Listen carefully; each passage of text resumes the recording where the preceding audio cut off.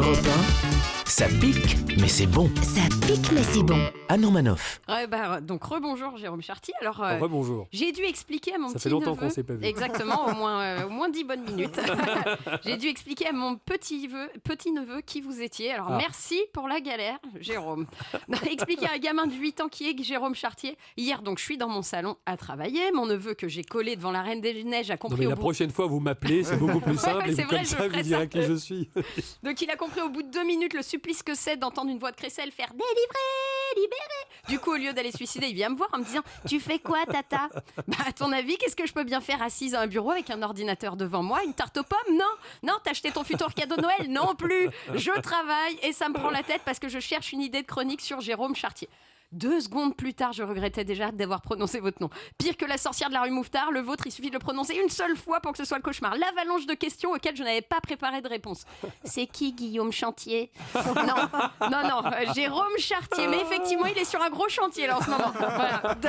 De sourcils notamment, voilà. Mais je t'expliquerai plus tard. Alors Jérôme Chartier, c'est le monsieur qui soutient François Fillon. C'est qui François Fillon? Mon Dieu, la galère. Donc pour tous les enfants qui nous écoutent et pour les autres d'ailleurs, voilà, ouvrez bien vos écoutilles. Voici la politique pour les nuls, résumée en quelques mots. J'ai fait de mon mieux, je vous jure. Donc tu connais François Hollande, voilà. Donc le président de la République, enfin si on peut appeler ça un président. Voilà, disons plutôt le monsieur Rondouillet, tu vois, voilà, qui a quitté une dame pas très belle pour une dame un peu mieux mais plus folle, qui elle-même a été quittée pour une femme vraiment canon, qui au passage a dit oui parce qu'il avait un casque de scooter sur la tête. Quoique le plus étonnant, c'est qu'il a fini par l'enlever, qu'elle est restée. Bref.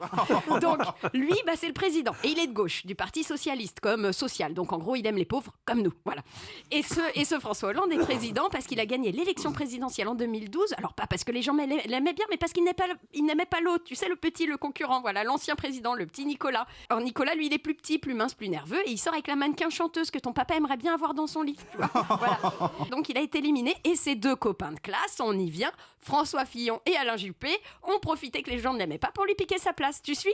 Voilà. Et Jérôme Chartier, lui, c'est un copain de François Fillon. Donc, il le soutient. Et un jour, qui sait, il voudra sans doute lui aussi lui piquer sa place, tu comprends? Voilà.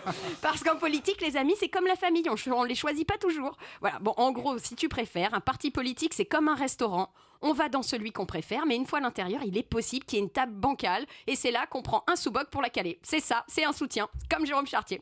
Alors, on s'attendait pas à en avoir besoin. Pourtant, c'est grâce à lui que la table devient stable. Et donc, on apprécie notre moment dans le restaurant qu'on a choisi. Tu comprends?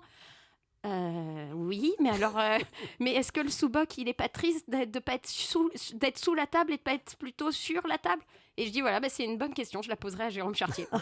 Alors Jérôme Chartier, est-ce que finalement c'est pas frustrant d'être juste le sous-boc et d'avoir les mêmes convictions d'un homme politique, mais de n'être que son soutien? Ça dépend de la table. Merci Jérôme Chartier. Merci à Léandro, merci à Chris Delorme, merci à Jérôme Chartier. Merci à vous surtout.